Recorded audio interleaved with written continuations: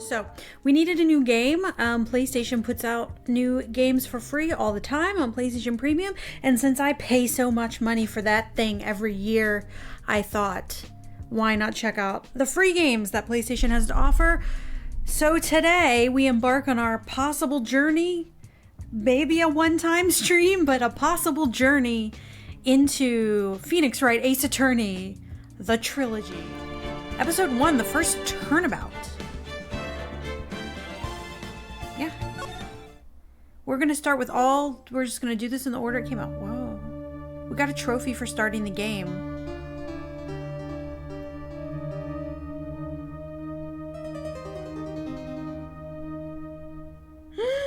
Murder!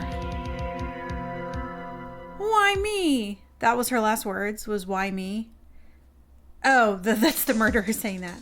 Oh god, it's going so fast. I've got to find someone to pin this on. Oh god, it's going so fast. Someone like him. I'll make it look like he did it. Should I turn the skipping off? August 3rd, 9:47 a.m. District Court, Defendant, Lobby, number 2. Okay. Boy, am I nervous. Is that me? Right. Whoa. Hiya, Chief. Whew, I'm glad I made it on time. Well, I have to say, Phoenix, I'm impressed. Not everyone takes on a murder trial right off the bat like this. It says a lot about you, and your client as well. Thanks. Actually, it's because I owe him a favor. A favor? You mean you knew the defendant before this case? Yes. Actually, I kind of owe my current job to him. He's one of the reasons I became an attorney. Well, that's news to me. I want to help him out any way I can. I just really want to help him. I owe him that much. It's over!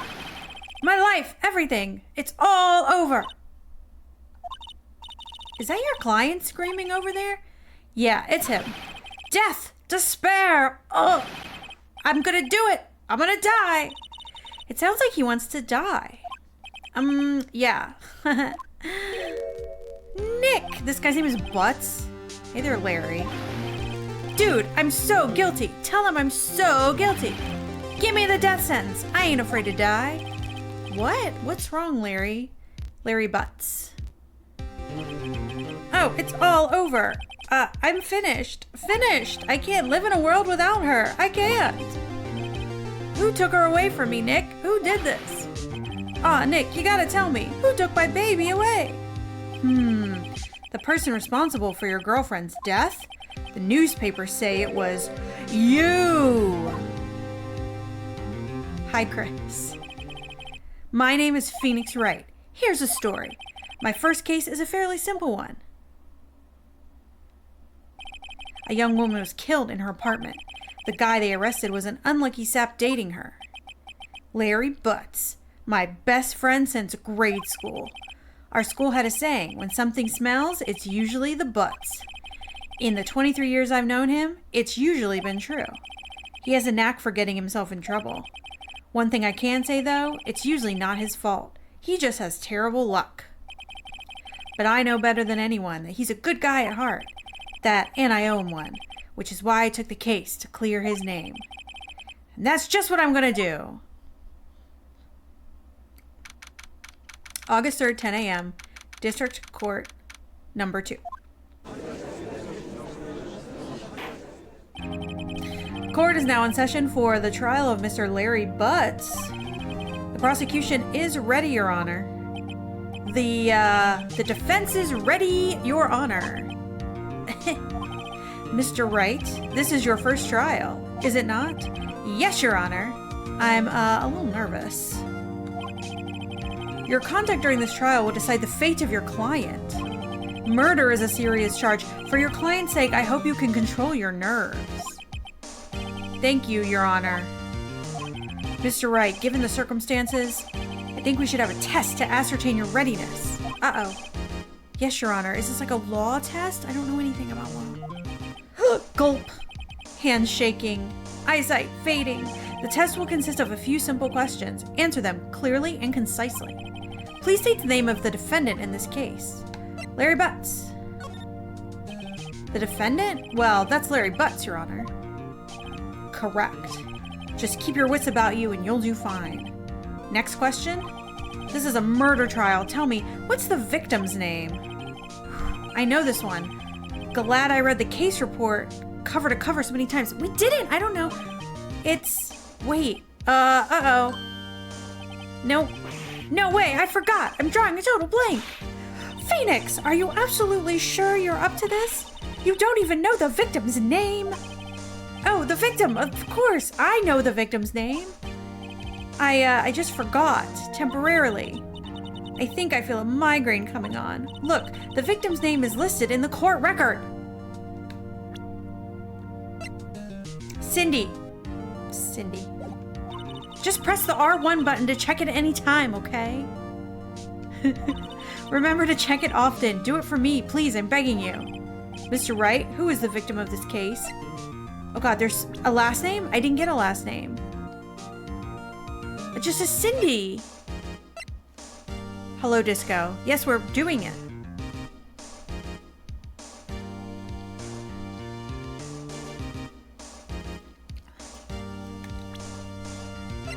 Cindy Stone. Cindy Stone. The victim's name is Cindy Stone. Yes, correct. Yes, you got it. Now tell me, what was the cause of death? Blunt force trauma. She was blunt force traumatized. She was struck once by a blunt object. Correct. You've answered all my questions. I see no reason why we shouldn't proceed. This would never happen in real life. You don't get a quiz before you start your court case. You seem much more relaxed, Mr. Wright. Good for you. Thank you, Your Honor. Because I don't feel relaxed, that's for sure. Well then. First, a question for the prosecution. Mr. Payne. Yes, Your Honor. As Mr. Wright just told us, the victim was struck with a blunt object. Would you explain to the court just what that object was? The murder weapon was a statue of the Thinker. It was found lying on the floor next to the victim. I see. The court accepts this into evidence. Statue. It's rather heavy, okay. Right. Be sure to pay attention to any evidence added during the trial. That evidence is only ammunition you have in court. Use the R1 button to check the court record frequently. Okay. We just saw it. Who's this guy? The prosecutor? Lacks presence, generally bad at getting his points across. Okay. Yeah, I did it. Oh, Mr. Payne, the prosecution may call its first witness. The prosecution calls the defendant, Mr. Butts, to the stand. Chief, what do I do now? Pay attention. You don't want to miss any information that might help your client's case. Oh my god, guys. We gotta pay attention. That's my least favorite thing to do in video games. You'll get your chance to respond to the prosecution later, so be ready. Okay. Let's just hope he doesn't say anything unfortunate. Uh-oh. Larry gets excited easily. This could be bad.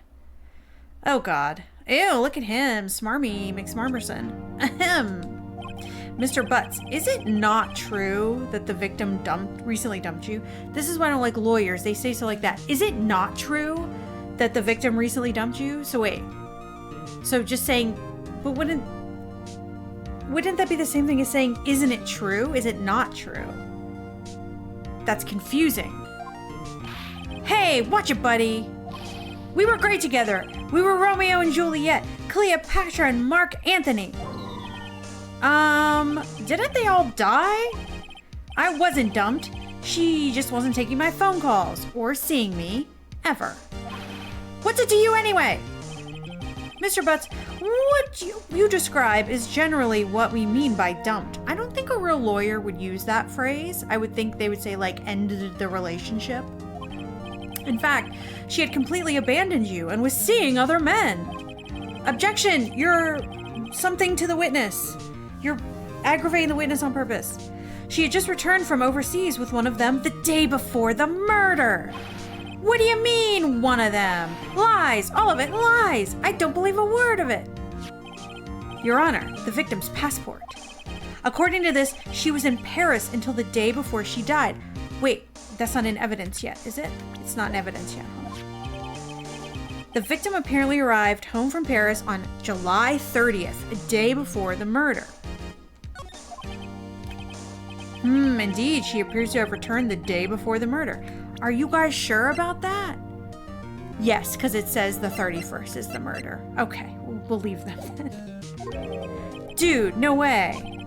The victim was a model, but did not have a large income. It appears that she had several sugar daddies. Daddies? Sugar? She was living the life. Yes, older men who gave her money and gifts. She took their money and used it to support her lifestyle. Dude, we can clearly see what kind of woman this Miss Stone was. Yeah, she was an entrepreneur. Get off her case. She was living the life we all wish we lived. Tell me, Mr. Butts, what do you think of her now?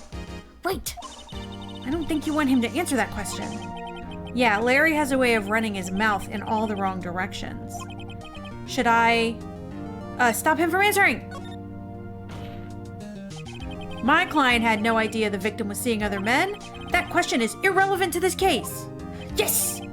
Oof, he winced. Dude, Nick, what do you mean irrelevant? That cheating? Oh, bad word. I'm gonna die. I'm just gonna drop dead. Yeah, and when I meet her in the afterlife, I'm gonna get to the bottom of this. Let's continue with the trial, shall we? I believe the accused motive is clear to everyone. Yes, quite. Oh boy, this is so not looking good. Next question. You went to the victim's apartment on the day of the murder, did you not? Well, did you or did you not? Well, maybe I did, and maybe I didn't. Oh God. Uh-oh, he went.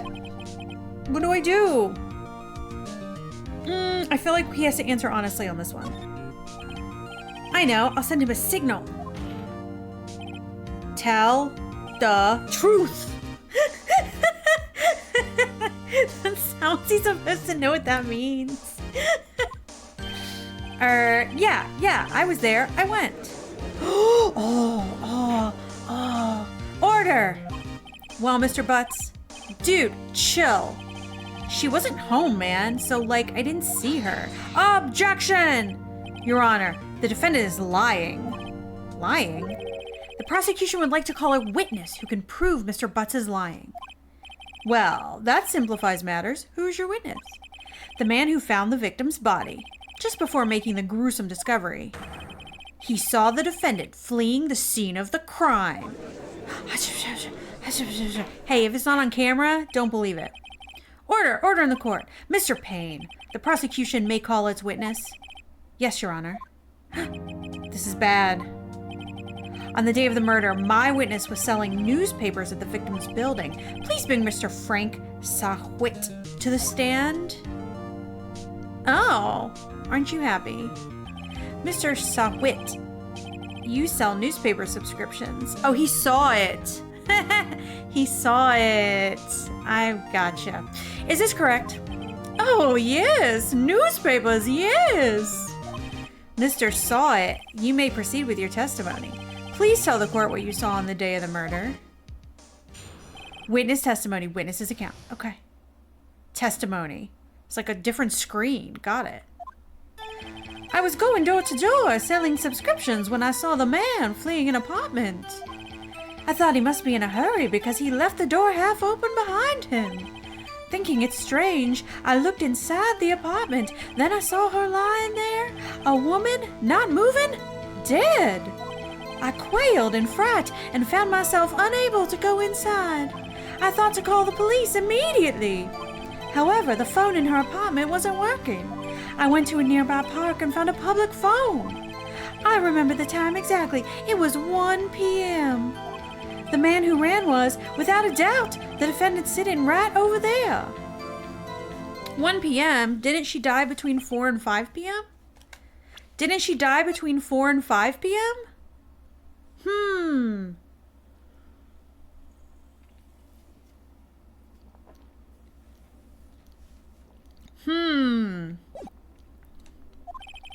Larry, why didn't you tell the truth? I can't defend you against a testimony like that. Incidentally, why wasn't the phone in the victim's apartment working? Your Honor, at the time of the murder, there was a blackout in the building. Aren't phones supposed to... Yeah, phones work during a blackout. They're not electricity. They get powered through the phone line. Kids these days don't know that anymore because kids these days don't have house phones. So they don't know that phones get powered through the wall. But they do. Also, your cell phone would still work in a blackout also. So it's kind of the same concept. But that's because of a battery. Yes, Your Honor. However, some cordless phones do not function normally. The phone that Mr. Sawit used was one of those. Your Honor, I have a record of the blackout for your perusal. Electricity to Miss Stone's building was out from noon to 6 on the day of the crime. Now, Mr. Wright. Yes, Your Honor. You may begin your cross-examination. Cross-examination? Your Honor. All right, this is it. The real deal. What exactly am I supposed to do? Why, you exposed the lies in the testimony the witness just gave. Lies? What? He was lying? Your client is innocent, right? Then that witness must have lied in his testimony. Or is it your client really guilty? How do I prove he's not? You hold the key. It's in the evidence. Compare the witness's testimony to the evidence at hand. There's bound to be a contradiction in there. Yeah, we already saw it. First, find contradictions between the court record and the witness's testimony. Then, once you found the contradicting evidence, present it and rub it in the witness's face. Okay. Open the court records, then point out the contradictions. Okay. It's like this.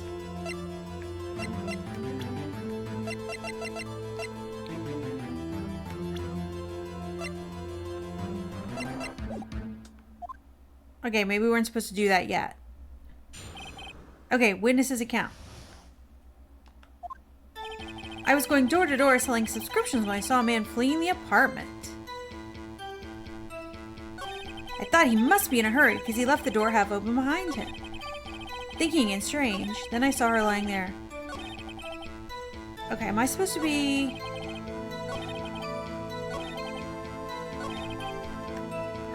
This is in contradiction to her autopsy report. You found the body at 1 p.m. You're sure? Yes, it was 1 p.m. for certain. Frankly, I find that hard to believe. Your statement directly contradicts the autopsy report. The autopsy notes the time of death at sometime after 4 p.m. There was no body to find at 1 p.m. How clever of us. How do you explain this 3-hour gap, sir? Oh, that. Oh. This is trivial. The witness merely forgot the time. He said it very clearly. He said very clearly. After his testimony, I find that hard to believe. Mr. Sawit, why were you so certain that you found the body at 1 p.m.? Gee, that's a really good question. Great job, Wright. Way to put him on the spot. That's all you have to do. Point out contradictions. Lies always beget more lies. See through one and their whole story falls apart. Yeah. Wait, I remember now. Would you care to give your testimony again? Are they allowed to do that? They're not allowed to do that. The time of discovery. You see, when I found the body, I heard the time. There was a voice saying the time. It was probably coming from the television. Oh, but it was 3 hours off, wasn't it? I guess the victim must have been watching a video of a taped program. That's why I thought it was 1 p.m. Terribly sorry about the misunderstanding. I see. You heard a voice saying the time on a taped program. Mr. Wright, you may cross-examine the witness. But there was a blackout. How is she watching a videotape? Yeah, I know.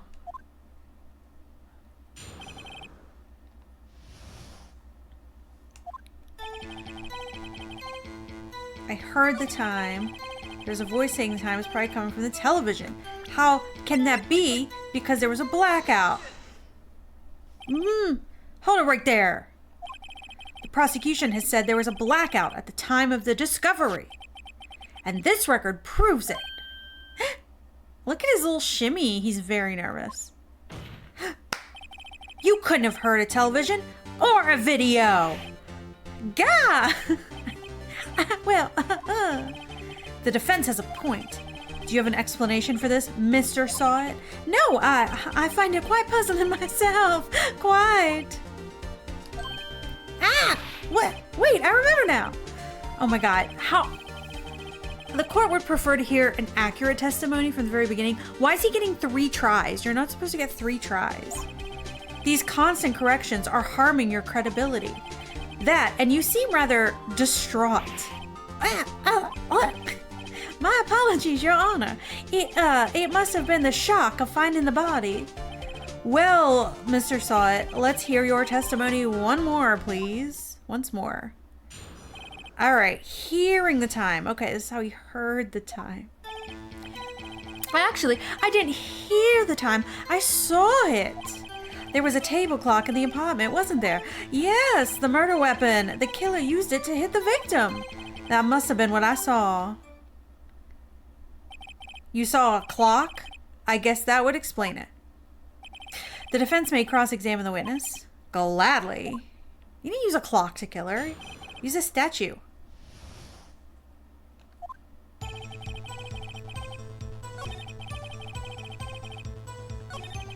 The murder weapon. It's not the murder weapon. This was the murder weapon.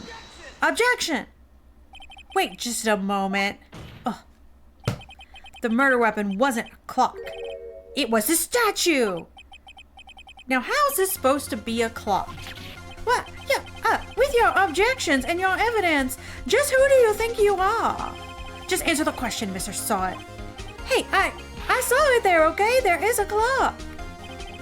Your Honor, if I may. Yes, Mr. Payne? As the witness stated, this statue is indeed a clock. The neck is a switch. You just tilt it and it says the time out loud. As it doesn't look like a clock, I submitted it as a statue. My apologies. I see. So the murder weapon was a table clock after all. Well, Mr. Wright, it appears that the witness's testimony was correct. This is a clock. Do you have any problems with his testimony now? Yes? Your Honor, there is a gaping hole in the witness's testimony. The only way he could have known the weapon was a clock is to hold it in his hand. Yet the witness testified he never entered the apartment. Clearly a contradiction. Indeed. The witness knew it was a clock because he went into the apartment. You're lying. You were inside the apartment on the day of the murder. Oh yeah, prove it. Prove I went in there. I'll do better than that. I can prove you were the one who killed her. Oh God, we're getting a little in over our heads here. You struck her with the clock, and the shock of the blow triggered the clock's voice. That was the sound you heard. Order in the court. Intriguing. Please continue, Mr. Wright. Yes, Your Honor. Oh my God. Mr. Saw It. The sound must have left quite an impression on you. Understandable, since the murder weapon spoke just as you hit the victim. That voice was burned into your mind. That's why you were so certain about the time. What's the meaning of this? This is all baseless conjecture. Baseless? Just look at the witness's face. Would the witness care to elaborate? Did you strike the victim with the clock? That day, I never. Look, the clock, I heard. No, I mean, I saw. The hair was fake. Shut up, I hate you. It was him, I tell you. I saw him. He killed her, and he should have burned. Burn, give him death. I only can do a southern accent and a non-southern accent, so sorry. Order in the court. Order in the court, I say. Your Honor, a moment, please. There isn't a shred of evidence supporting the defense's claims. Mr. Wright. Your Honor, you claim the sound the witness heard came from the clock. Do you have any evidence? The whole case is riding on this. I better think it through carefully. Your Honor, the sound Mr. Saw It heard was definitely this clock. A fact which is clear if you simply do the clock and see if it makes him freak out? Ask the neighbors, though?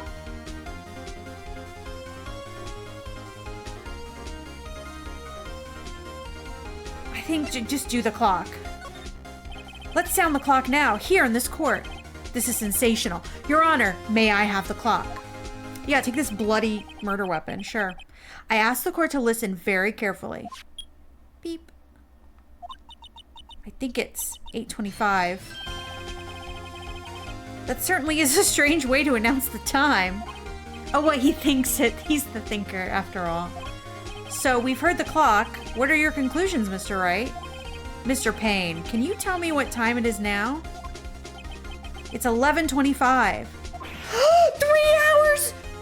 Time difference! As you can see, this clock is exactly 3 hours slow. Precisely the discrepancy between what Mr. Sawit heard and the actual time of death. So, Mr. Sawit, try to talk your way out of this one. Ha, ha, ha, ha, ha. You forgot one thing. Uh-oh. What's he talking about now?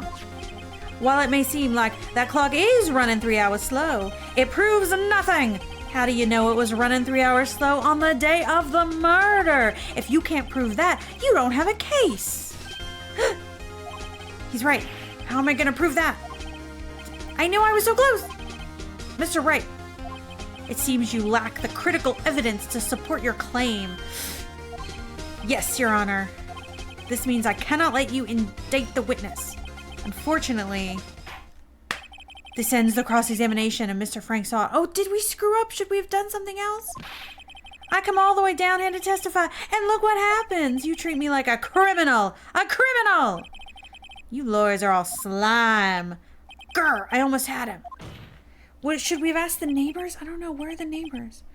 Sorry, Larry, I failed you. There's nothing I can do about it now. Oh, we failed our first case. Not so fast, Mr. Sawit. What? Chief. Listen up, Wright. Don't throw this one away. Not like this. Think. But Chief, it's over. I can't prove the clock was slow the day of the murder.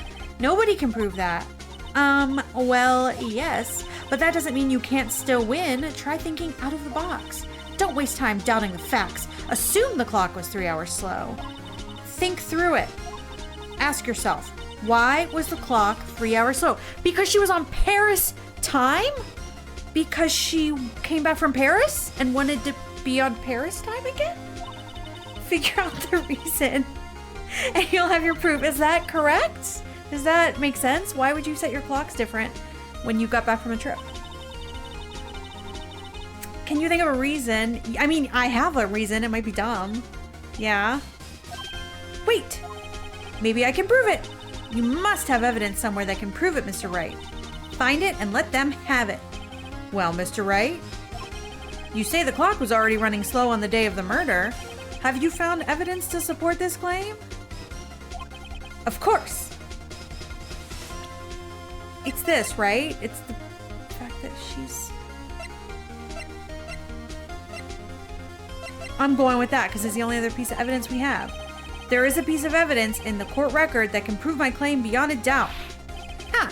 Tough words. Let's see you pull this one off. Let's see this evidence that proves why the clock was running slow.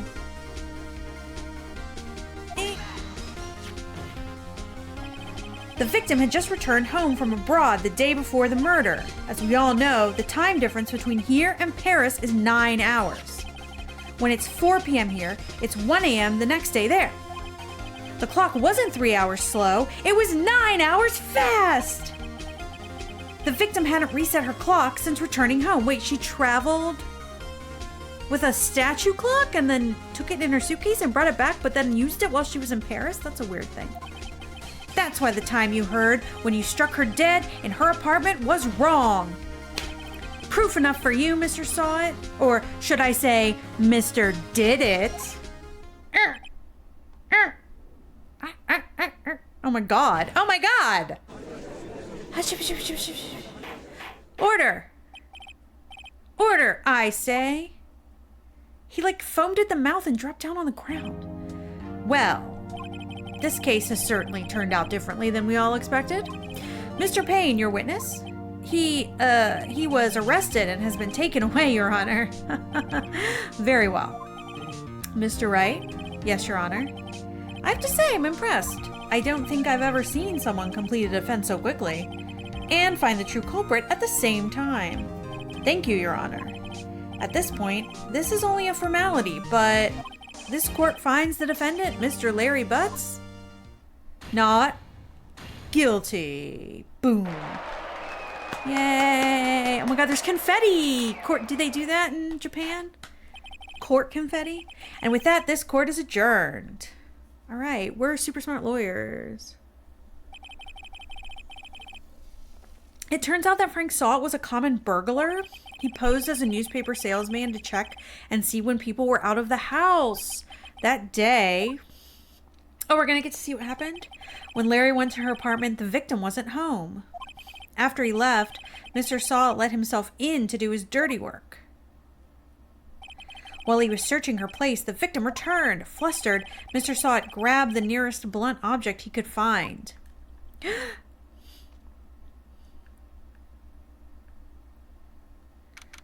August 3rd, 2:32 p.m., District Court, Defendant, Lobby Number 2. Whew, I still can't believe we won. Right, good job in there. Congratulations. Thanks, Chief. I owe it all to you. Not at all, not at all. You fought your own battles in there. It's been a while since I've seen a trial end on such a satisfying note. Like, the confetti really added a little something. I've never seen the Chief looking this happy. If she's this glad, imagine how Larry must feel. My life is over. Larry, you're supposed to be happy. What's wrong now? His girlfriend is dead. Or his ex-girlfriend, I don't know. Nick, don't worry about me. I'll be dead and gone soon. Good. Wait. No, I mean, bad. That's bad. Larry, you're innocent. The case is closed. But my Cindy Windy's gone, man. Gone forever. Larry, okay, first of all, Larry, she was a boss. Get over it. I've had it with this PS2 slut shaming. Get over it. Congratulations, Harry. Harry? Yes, you. I can practically see the headlines now. Harry Butts innocent. Thanks. I really owe you one. I won't forget this ever. Let's celebrate. Dinner, movie, my treat. Oh, no, I couldn't. Hey, I was the one who got you off the hook. Oh, hey. Here, take this. It's a present. The bloody murder one? I don't want that. A present for me? Wait, wasn't this the evidence? Actually, I made this clock for her. I made one for her and one for me. Really? You made this? Well, thank you. I'll keep it as a memento. Yo, Nick. Can you believe it? I was so into that chick. And she was just playing me for a fool.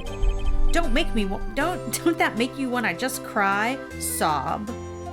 Larry. Are you so sure? Squeeze me? I think she thought quite a lot of you in her own way. Nah, you don't gotta sympathize with me, Soke. His demeanor has changed a lot. His facial expressions have changed a lot. Oh, I'm not just sympathizing, really. Isn't that right? Right. Don't you have something to show your friend? Something that proves how she felt about him?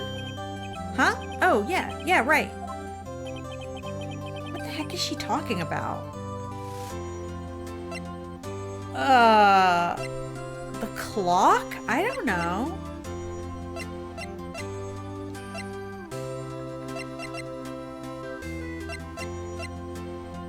This one? Check this out, Larry. Proof positive you weren't just some chump to her. Huh? What about that clock? This is the clock you made for her, Larry. She took it with her when she traveled. Whatever. She probably just needed a clock, that's all.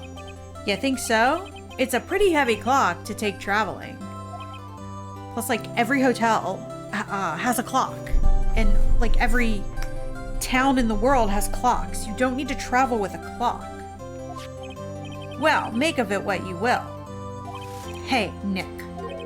I'm glad I asked you to be my lawyer. Really, I am. Thanks. Hope that made him feel a little better. Right? I hope you see the importance of evidence now. Also, hopefully you realize things change depending on how you look at them. People, too. We never really know if our clients are guilty or innocent. All we can do is believe in them. And in order to believe in them, you have to believe in yourself. Right. Listen. Learn. Grow strong. Never let go of what you believe in. Never. Well, I think our work here is done. Shall we be off? Yeah, I guess so. Say, how about dinner? On me. We'll drink a toast to the innocent butts. Yeah. Oh, speaking of Harry, you were saying part of why you became a lawyer was because of him. Yeah, part at least. You'll have to tell me more about it sometime. Maybe over drinks? Ooh. And so my first trial came to a close. Larry slapped me on the back and said, "Gee, Nick, it's good to have friends. But I'm pretty sure he's not going to pay us. Unless you count the clock he gave Mia." I didn't know it then, but that clock was soon going to be at the center of another incident. And my promise to tell the chief about me and Larry would be one promise that I wouldn't be able to keep. What, does she die from getting hit with the clock also? The end. What?